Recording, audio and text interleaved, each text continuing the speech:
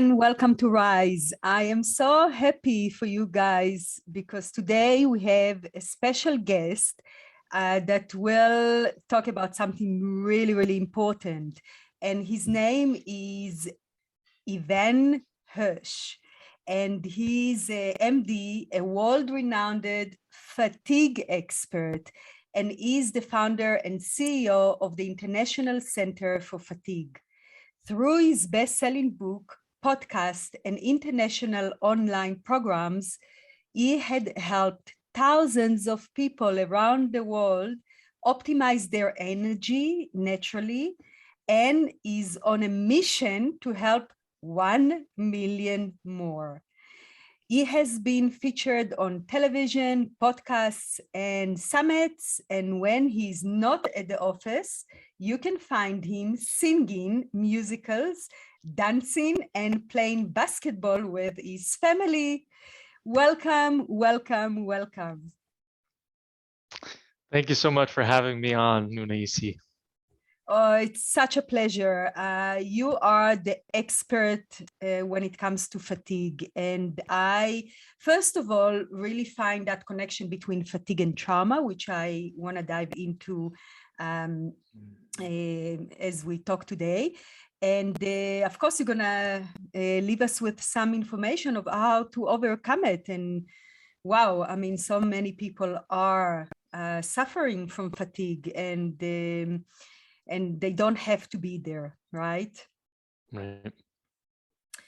Absolutely. It's a major issue and trauma plays a huge role. So I'm so glad we're doing this today. Right. And before we're going to dive into the subject, I would really like to have a little bit of your backstory and how you came to work with fatigue. What brought you there? So it started when I started residency back in 2004. I had graduated medical school. I was starting my family medicine residency program, and I met my wife and we fell in love. And 3 months later, she couldn't get out of bed.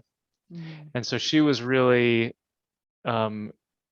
it was a huge moment for me and for us because, we had this anticipation about how our love affair was going to go, how our relationship was going to go. And then all of a sudden she had fatigue. And I'm at this place in my career where I should be able to help her. I'm surrounded by all these doctors and all these people who are supposed to know a lot of information. And all the people that I talked to and the books that I read and everything that I was trying to do while I was working 8 hours a week to help her were not successful. So she finally went to a naturopath, got some help, figured out just a couple of the causes that she had. We still didn't know a lot then, and she was mostly better after 3 years. And then we got married, we had a kid, we opened a business, a new medical practice. And then a couple of years later, I got fatigue, and my fatigue lasted for 5 years, and it just about destroyed my life. My relationship with her, she's coming out of fatigue. We've got this new baby, and I can't even help out with the dishes. I could barely keep it together to run my medical practice. I had to keep hiring people to do my job because my brain wasn't working. I had all this body pain. Fatigue was awful. And my relationship with my daughter was crap because she said, "Daddy, play with me," and I couldn't. So I had a lot of guilt, a lot of shame during that time. And I realized finally that, and I'm not a very good patient, or I wasn't back then, that I had to start practicing on myself because I was already helping people with fatigue. I was practicing functional medicine at that point. And so I knew that I had to apply it to myself. And it's only when I actually looked and figured out all of the different causes of fatigue and made a list and checked them off one by one that I really realized how many causes there were, how many causes I had. And as I removed every single one of these causes, I just kept getting better and better and better till I resolved my fatigue. And then I wrote a book about it and helped thousands of people at this point, and on a mission to help 1 million more. Right. So what are the common threads? What are the common reasons for fatigue that you come across your patients? So there's 10 different categories of causes of fatigue that can really be grouped into 2 main categories, which are deficiencies and toxicities. So deficiencies are things that are not in the body that are supposed to be in the body. And toxicities are things that are in the body that aren't supposed to be in the body. So when we look at the deficiencies, we're looking at things like hormones are deficient, not enough adrenals or thyroid or sex hormones. Vitamins and minerals are deficient. Lifestyle habits are deficient. So not enough sleep, not enough good food, not enough water, not enough movement, too much sitting, right? Sitting is the new smoking. There can be deficiencies in things like neurotransmitters. There can be deficiencies or dysfunction in mitochondria, which is the energy center of every cell in the body. So those are the deficiencies. And then the toxicities are things like toxicities from heavy metals. We know that upwards of 100,000 pounds of mercury are dumped into our oceans every single year. We know that 70% of all lipsticks have lead in them. Things like chemicals. We know that 84,000 different chemicals we're exposed to on a regular basis that we shouldn't be, that haven't been appropriately tested. 500 chemicals you're exposed to before you even leave the house in the morning, whether it's plastics or pesticides or cosmetics. And all of these things are damaging the DNA in the body, damaging different components of our body, causing inflammation. So that's heavy metals and chemicals.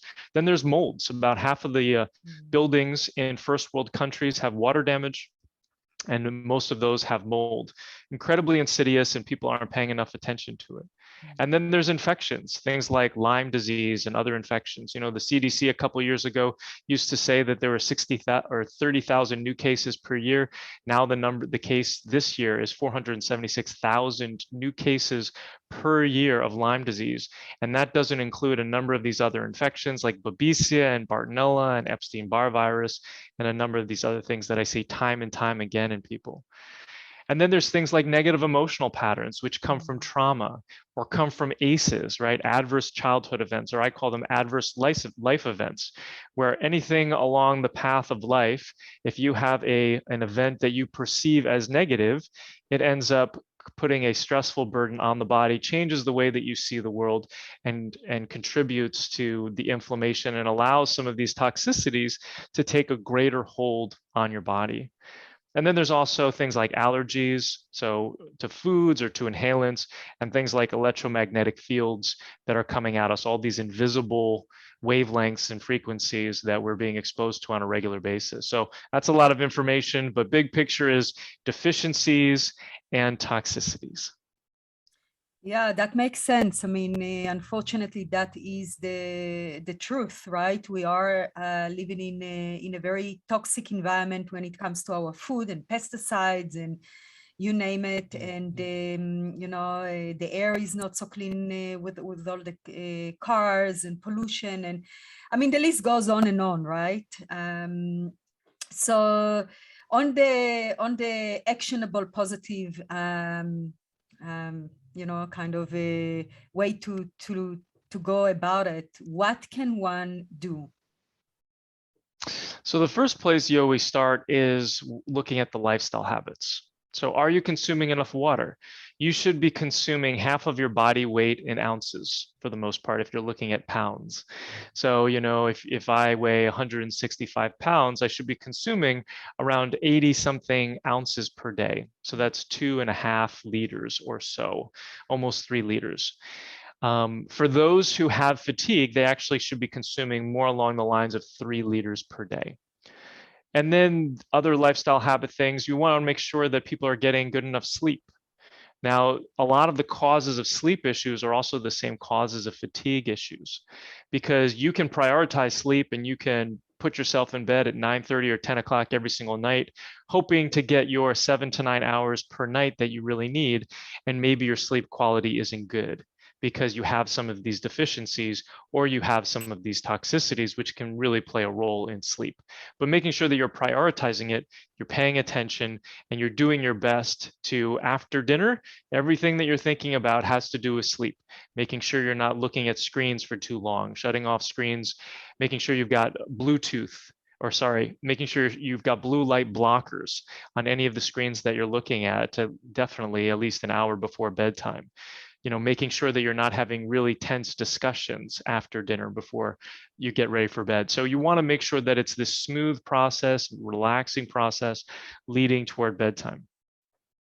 Then you also want to make sure that your food is good. So not enough good food, another one of these deficiencies associated with lifestyle habits. So if you're not consuming most of your calories from vegetables, you need to rethink what you're doing. Vegetables and protein is really most of where your calories should be coming from. Grains, sugars, you really need to let go. A lot of the bugs that are in our bodies are reminding us or telling us that we should be consuming these things, and they're not healthy for us. There are some people who need to be consuming some grains, but definitely less grains and less sugar, more vegetables, and a little bit of protein is really ideally where it's at. And then the last thing is movement. You know, so many different cultures out there have traditions of movement, you know, whether it's dance, right? I remember going to South America in Ecuador and Peru and Colombia. And what'd you do after dinner?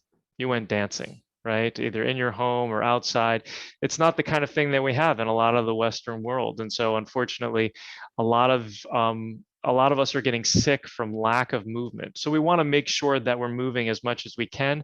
But with a lot of the chronically fatigued people that I see, there's a Goldilocks dose of movement. And so you want to make sure if you're moving and you feel worse afterwards, it's too much. If you're moving too little and you're not feeling well, then it's too little. So you want to make sure that you've got that Goldilocks dose where you're pushing it to get as much movement as you can. And it might just be walking, right? It doesn't have to be things like jumping jacks or burpees or CrossFit or any of this sort of stuff. You just want to make sure that you're moving as much as your body allows you to without feeling worse, especially if you've got chronic fatigue. But those are really the places to start. And then it's all about assessing the causes. And so when we go into my 4-step process, we'll talk about how to assess these causes and why they're so important. Right. And do you also find that in our culture that really praises doing and working, and we kind of get the messages that if you stay to work until midnight, then you kind of a hero or somebody that should be really kind it's something to boast about, where Right. I find that many women that I work with, they really can't naturally live in that paradigm of especially it's the patriarchal residue that has been predominant in our culture for so many years. Mm-hmm. And women burn themselves out by trying to do work, and not balance it with their feminine essence, which also needs to be, and to slow down, and to self-care and all of that. So do you find that also a cause for fatigue? Absolutely. That is a huge problem. And way too many people who have fatigue are perfectionists or seeking perfection or, working their tails off for some goal, which really isn't achievable. And so it's a huge problem, and especially for females, because their job is twice as hard, because they're also, if they're nursing at home and they've got a young one, like, how do you balance that? It's really hard for, the man obviously doesn't have the breast, can't step in and do that work unless you switch to a bottle, if that's not something you want to do, right? And so a lot of women, my wife included, we've had these conversations, put their careers on hold oftentimes, and then they're not where they want to be as they get older. So there are a lot of challenges with that. And how do you balance those things, the masculine, the feminine, what you want to do in your career with what you want your life to look like at home? And then when you're on your deathbed, what's going to make you feel good about your life, right? What was it that you accomplished? Is it all this doing, which we think in Western society, and these accolades and these rewards that we get for doing? Or is it going to be the time that we spend with family? That's always something we have to consider, and part of the mindset stuff that we do in our program to make sure that we're actually focused on the right things in our life, so we can actually have the ideal life that we want to, and not the one that was told to us. Right. So how does somebody know that they have fatigue? How, how do they actually can come to that realization that it's not just tiredness or, just a lack of energy, that it's actually fatigue? So it's a tiredness that's not relieved by rest. So if you're getting good sleep at night, let's say you're getting 7 to 9 hours of sleep and you're still tired, that's a problem. Now, if you have a sleep problem and you're tired during the day, that's also a problem. A lot of people think that because they're getting older, it means they're going to be more tired. And that's definitely not the case. I just saw a 68-year-old man the other day who says he feels better now than he did when he was 30. So we have to get rid of this thinking, this incorrect thinking around, oh, I'm just getting older, right? It has to do with the number of toxicities that are building up in your body, whether they're negative thoughts and emotions, whether it's these physical, biological toxins that we're talking about, whether it's your lack of movement. So it's all those things that need to be taken into account. But the likelihood, and you don't have to be perfect by any means, but the likelihood that there are some causes that you need to look at when you're tired is incredibly high. So if somebody is tired and they don't have the ideal energy that they want, and it's not allowing them to achieve their goals in life, whether personal or professional, they have to take a look at those. Right. So tell me, why is it so hard to treat fatigue? It's hard to treat fatigue because there are so many causes. So when we look at those 10 different categories of causes, it can get overwhelming because when you break it out into sub causes, it's 33 different causes. Now, what makes that challenging is that everybody who has fatigue has a different number of causes. Everybody who has fatigue has around 20 of those causes, and they have a different number of causes. So Joe Schmo over here has causes 2, 4, 6, 8, and 10, perhaps, and Sally Sue over here has causes 1, 3, 5, 7, 9, right? So then their treatments are much different. So when they go to their doctor or their practitioner, whoever they're seeing, and they say, I'm really tired, and the practitioner says, well, take this medication or take this supplement or whatever it is, and they're not looking at all of those different 20 plus causes, there's no way that you're going to be able to have success. You have to figure out which causes you have first, and then you can actually take the treatment. Because when you look at the process, it's really a simple two-step process. Not so simple, but simple when you look at it this way, is that you find the causes you have and then you fix them, right? But if you don't know what causes you have, you're not going to be able to fix them. So that's why that first step is so important, of finding the causes that you actually have that are specific to you. Because if your best friend took a B12 shots and they felt so much better, and you take B12 shots and you don't feel better, well, guess what? They had a B12 deficiency and you don't. Right.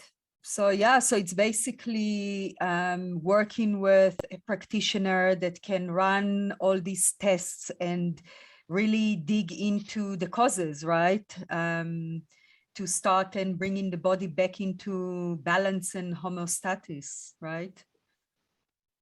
Exactly. And so the important thing is that when you go to figure out whether or not a practitioner is the correct person to work with, is you have to ask them questions about every single one of these causes. You have to ask them about their success rate with these causes. How do they treat these causes?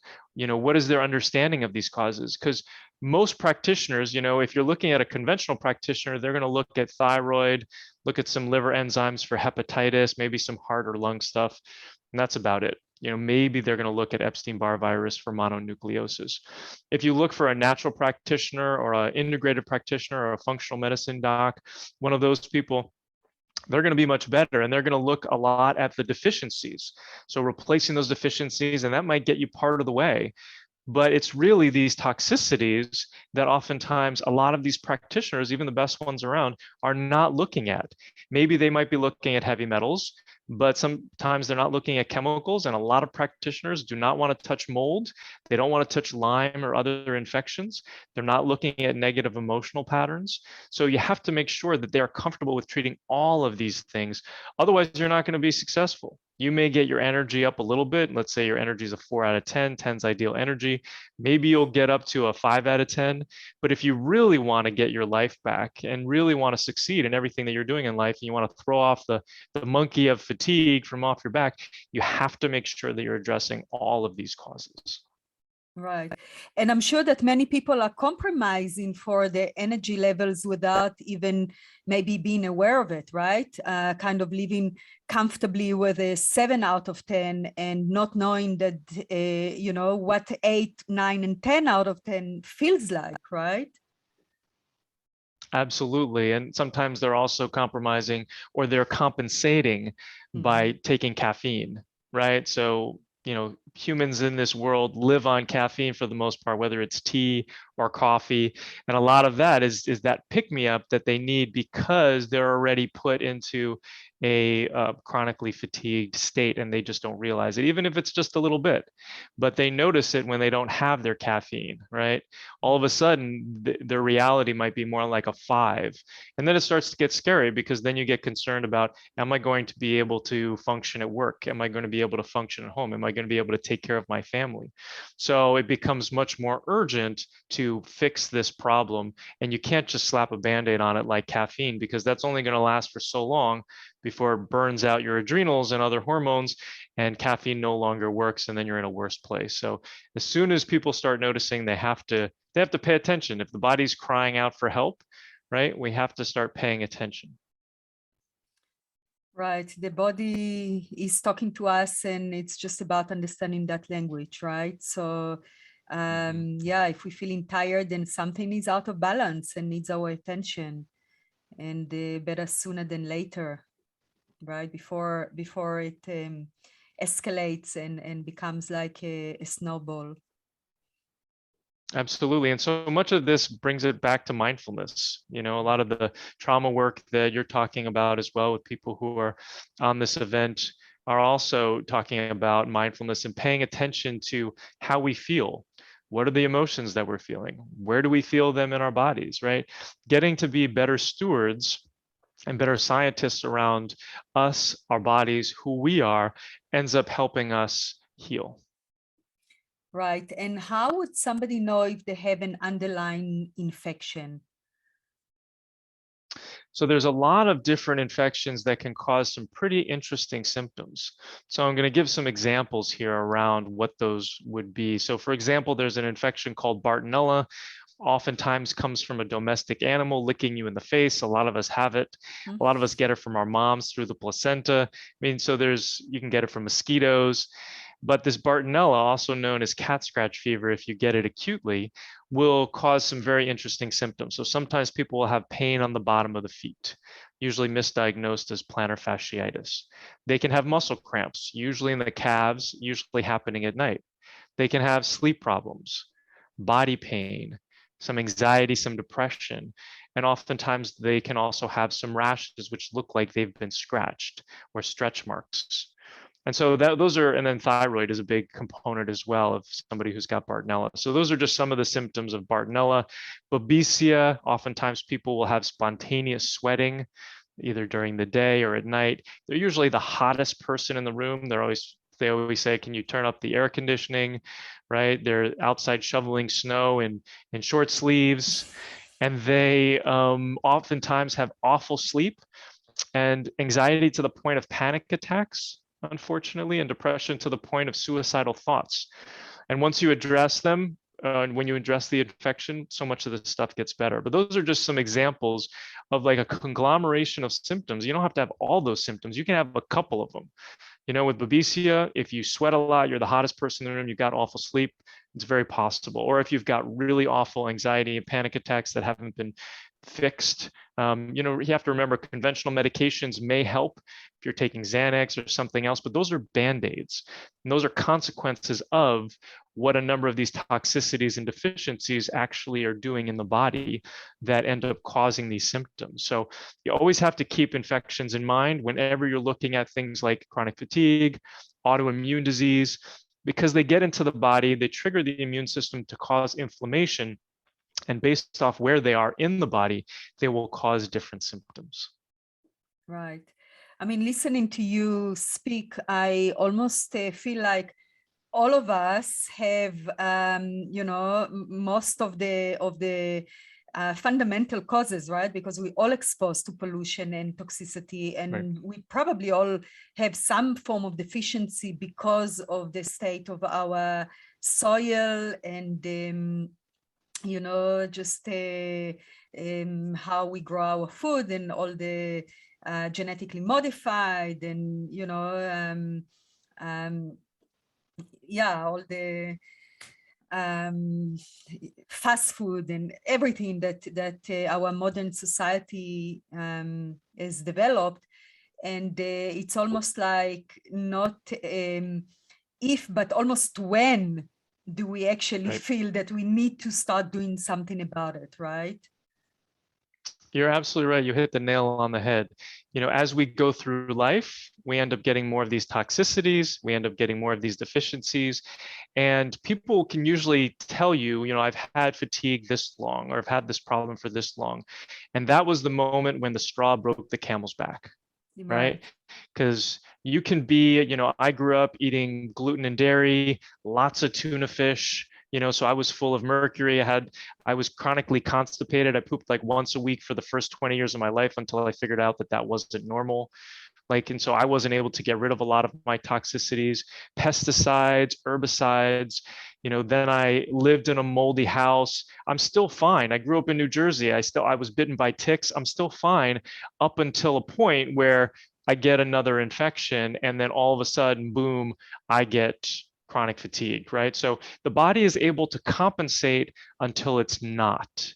But it is that accumulation, exactly what you're talking about, where when you start to notice, you want to make sure that you start addressing it, because as we get older, like what happens to people, they get more tired, right? And we think, oh, we're just getting older, right? But it's this accumulation of these toxicities as well as the deficiencies that end up leading to that.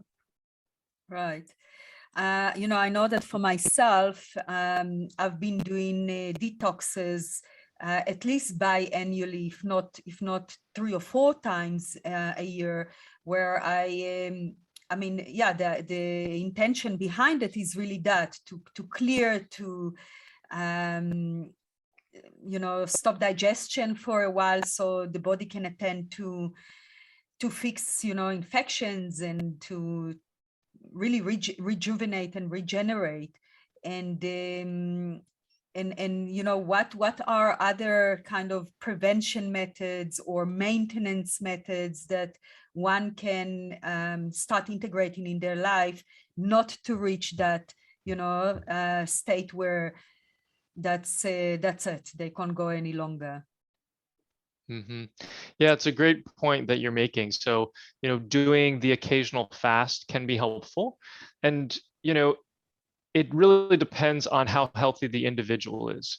So if they already have some fatigue and they have some of these toxicities, mobilizing them or pulling them out of their hiding places is not good unless you know what you're doing.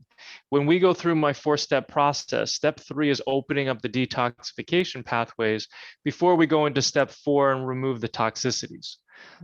Just big picture, step 1 is assessing the causes. And then step 2 is replacing the deficiencies. Step 3 is opening the detox pathways. And step 4 is removing the toxicities. So if you go ahead and you're starting to remove the toxicities without opening up the detox pathways in step 3, you're going to feel worse. And you're going to re-expose yourself to a lot of these toxins. So you do have to be careful with detoxes. But generally, this is kind of how intermittent fasting works. By skipping meals, making sure that you're still consuming a lot of water, but resting the gut can be helpful. Doing a 24-hour fast is good. Longer, if you know that you can tolerate it. Those can always be good detoxification strategies. Just eating vegetables for a period of time is really wonderful as well. You can't really detoxify if you're consuming oils. But if you just went with vegetables, then you're not having meat, you're still resting the gut. You can do that for 1, 3, 5 days without a problem. Those are really great. Making sure that you're doing variety in foods. You're not eating the same food every day. Anything that you're eating every single day, you have the chance to develop a sensitivity to, where your body will eventually react negatively to it.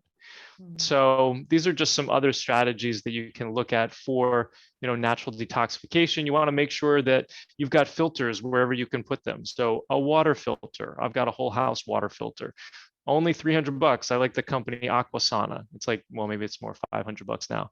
And then you have to pay a plumber to put it in, but lower cost. Air filters like the Air Doctor that I recommend, which will also get some mold.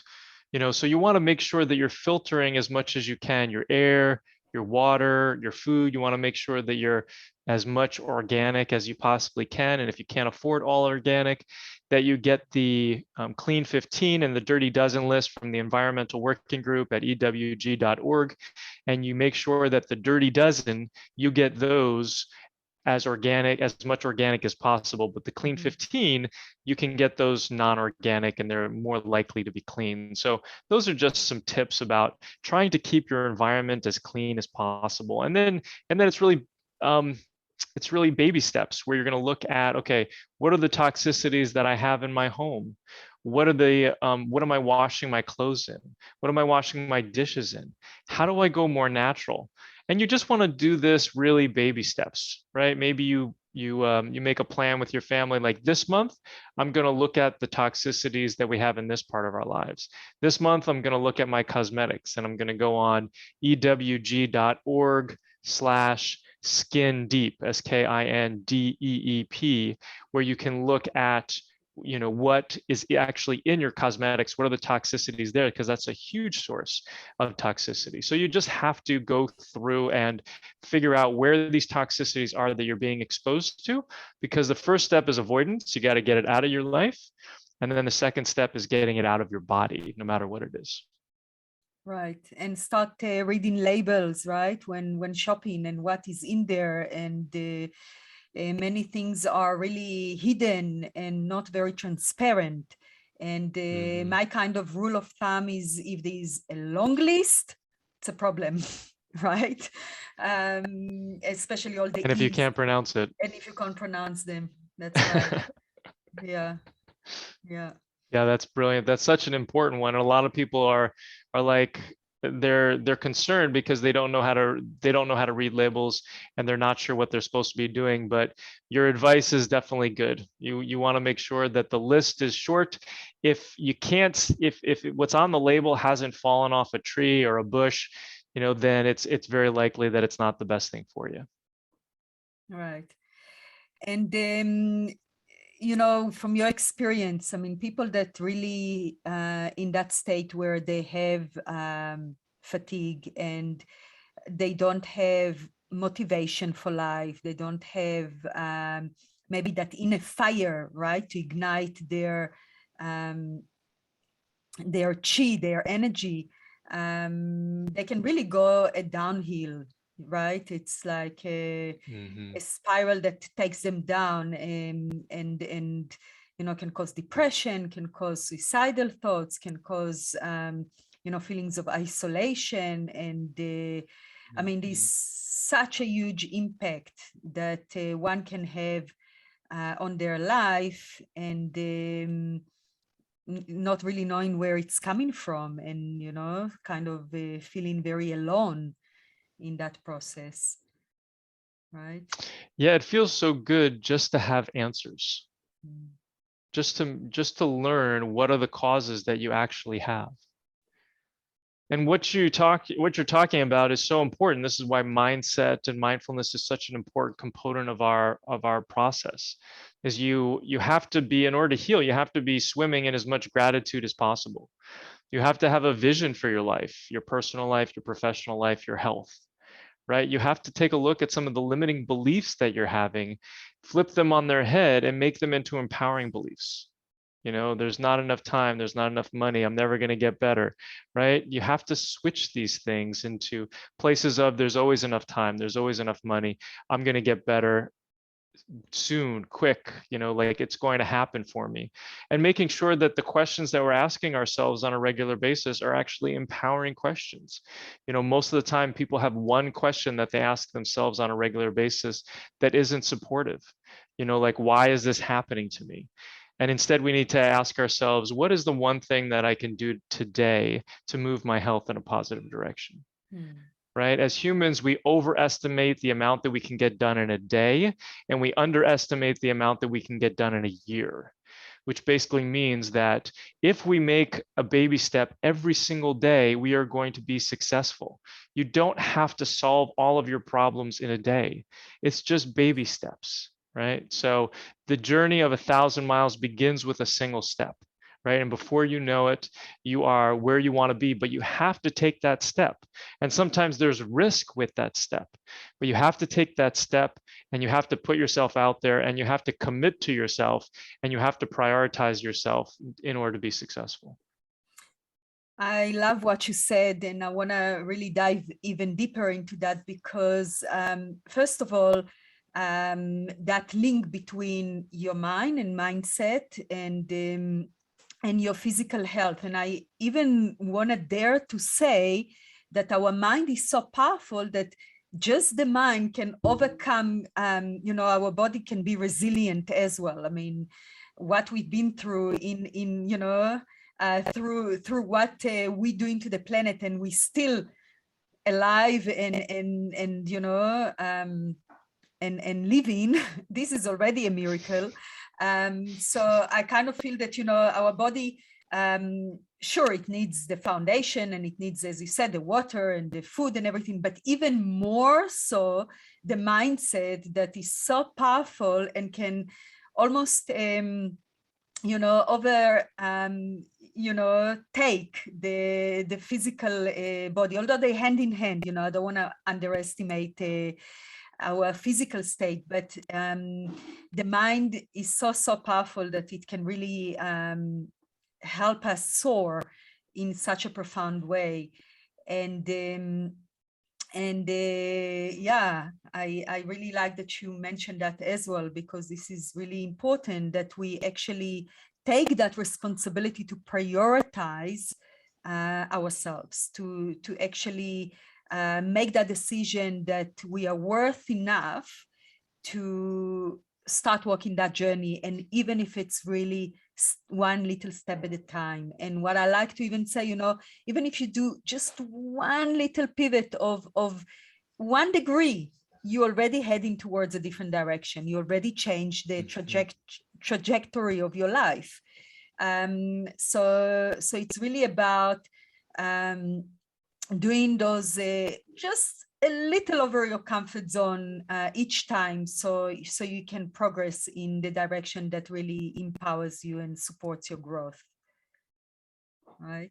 Absolutely. Yeah, I couldn't agree more. It's pivotal. And anybody who's not looking at mindset as a component of their overall health is not going to get where they want to get. Yes, you can focus on the physical till the cows come home, and it'll get you a lot of the way there, but this combination is so much more powerful. Right. And I mean, you always hear stories about people that manage to accomplish the unbelievable, the almost unnatural, so to say, through the power of the mind. So yeah, this is where it starts, right? This is the kind of the foundation, and accompanied by looking after the physical body, after our temple. That's the winning formula, right? Absolutely. Right.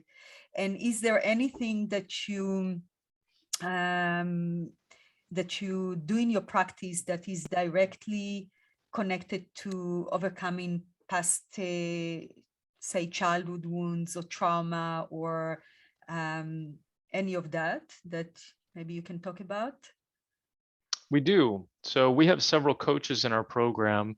We've got a health coach in order to lead people through the physical parts of the program. And then we also have a nervous system retraining coach who's trained in NARM, which is a neuroaffective relational model for trauma.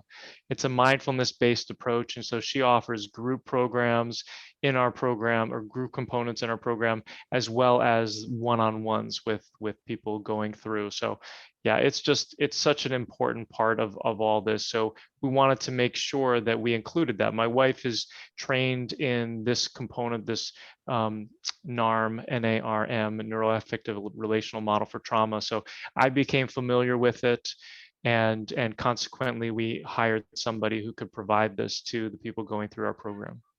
Right. So yeah, I really like your holistic and natural way to overcome fatigue, and Thank you so much for the work that you're doing. I think it's vital. It's really, really important. And I can feel Thank your you so heart much. is in the good place, in the right place, right? Um, and I know that you have a gift for our audience. Maybe you want to talk about it? Yes. So I have a best-selling book that's on Amazon. And the second edition, which is not on Amazon yet, is in a PDF format that you can get by clicking on the link below or wherever the link is. And that will, you can just you put in your email and then you'll be able to get a PDF of that latest version of our best-selling book. Oh, wow. This is so generous of you. Thank you so much. And yeah, go ahead and download this PDF. And if you currently feel that you might have fatigue, this is definitely for you. And if you feel that maybe you're not in your optimal energy, maybe you now realize through our conversation that you might be compromising and you might be compensating and settling for a 7 or even lower out of 10 levels of energy, or if you have struggling sleeping well and all the above, go ahead and download this PDF and really take your life to the next level, because you're worth it. And it can be done baby steps, little shifts one at a time. And yeah, time for you to rise. That's right. It's time. It's time, right? Life is so short. We've got such a Mhm. short, unpredictable journey on earth that can be gone like that. And so while we're here, let's just make the best out of it, right? Mhm. Amen. Amen. Mhm. So thank you so much for being here. Thank you for sharing your wisdom with our audience, and the blessings on your journey. Thank you, Nunaisi. Thanks so much for the work you're doing, and thanks for having me on. Oh, it's a pleasure. It was very enlightening conversation. So thank you so much. I appreciate it.